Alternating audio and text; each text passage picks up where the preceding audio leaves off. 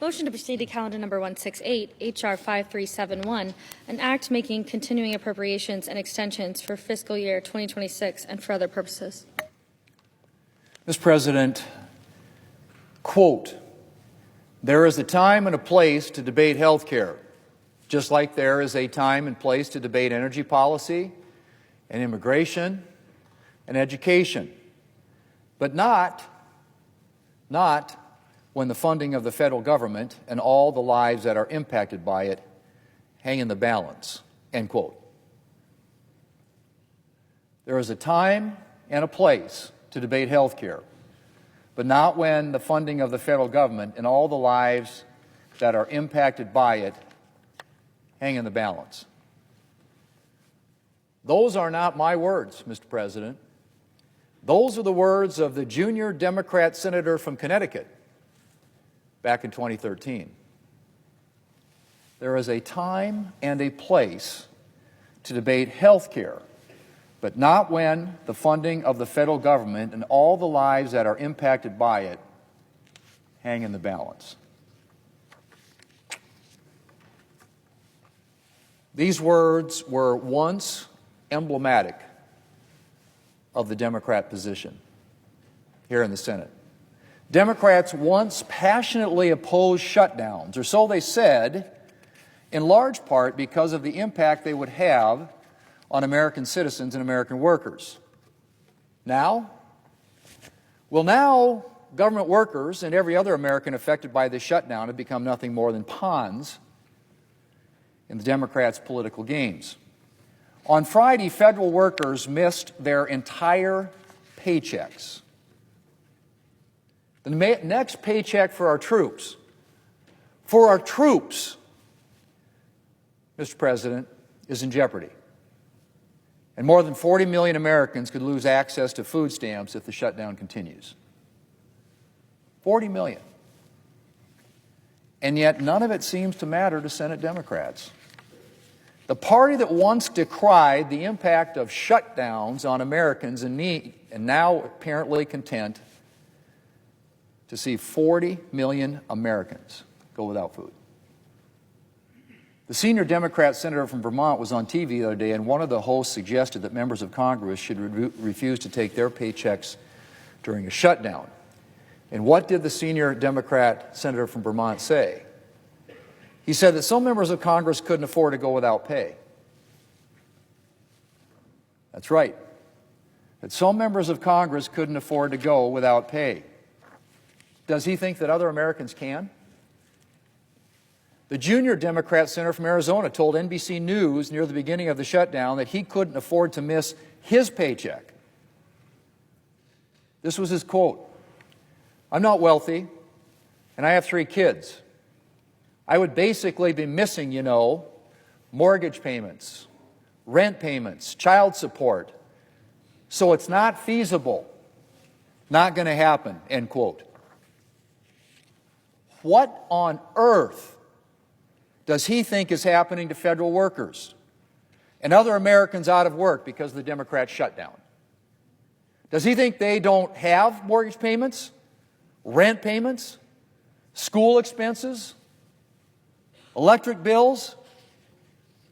If some members of Congress can't afford to miss a paycheck, how much more is that true for the many workers making a lot less than members of Congress pull down? The junior Democrat senator from Minnesota stated that she would not be foregoing her pay because she's continuing to work. Because she's continuing to work. Do Democrats even hear themselves? She does realize, right, that a lot of other people are continuing to work and have been working without pay now for 4 weeks thanks to her actions and those of her Democrat colleagues. How many of those workers are going to miss their rent payments or mortgage payments before Democrats are satisfied? Shutdowns aren't victimless crimes, the senior Democrat from Virginia said. Less than a year ago, I might add. Well, Mr. President, Democrats' victims are piling up. And Democrats don't look likely to spare anyone anytime soon. In fact, they're freely admitting it. The second-ranking Democrat in the House of Representatives said recently, and I quote, I got it right here, Mr. President. Of course, there will be families that are going to suffer, but it is one of the few leverage times we have. But it is one of the few leverage times we have. I guess the Americans currently lining up at food banks can comfort themselves with the knowledge that they're being sacrificed to advance Democrats' political goals. Mr. President, if you ask Democrats the reason for the 180-degree flip in their views on shutdowns, if you challenge them to explain their hypocrisy, I suspect you wouldn't get much of an answer. I suspect that at best Democrats would bleat something about how this shutdown is a special case. Right? A special case. It's always a special case with Democrats. A historic blockade of presidential nominees. Well, that was a special case. Ignore anything that you've ever said about shutdowns right here on the floor of the Senate. Well, this is a special case. I'll tell you what's actually special about this case, Mr. President. Special about this case is that Democrats' far-left base demanded a showdown with President Trump. And Democrats have abandoned every principle that they possessed relating to shutdowns to give it to their base. And while some Democrats may be privately uncomfortable about all the damage a 4-week shutdown is doing, so far, they're too scared of their base to do anything about it. Mr. President, Democrats claim that this shutdown is about addressing the expiring Obamacare COVID subsidies. But that's not really what this is about. If this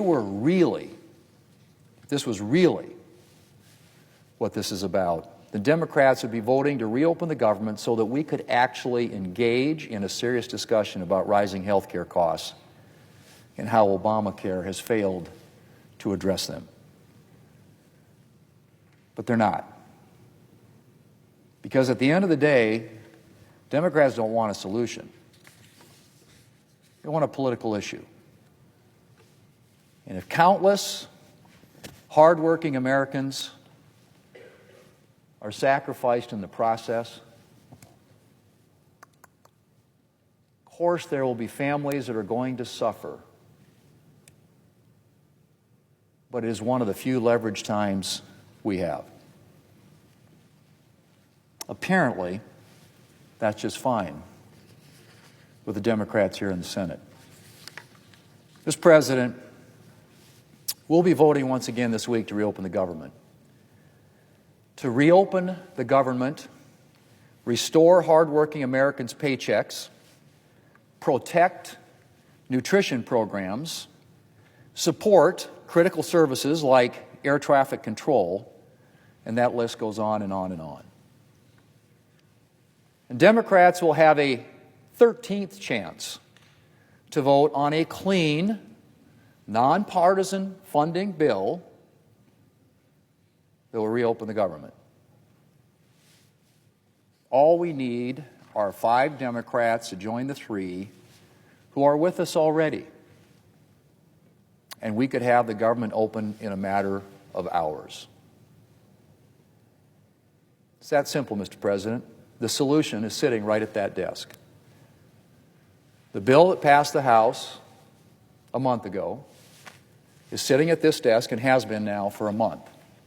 And we have repeatedly called it up, asked us to vote on it, and every time we get 55 senators voting for it, everybody knows the rules in the Senate require 60. But that bill, with 5 courageous Democrats stepping forward and helping us pass it, could be on the President's desk, signed into law, and this government reopens. It could happen today. It could happen this afternoon.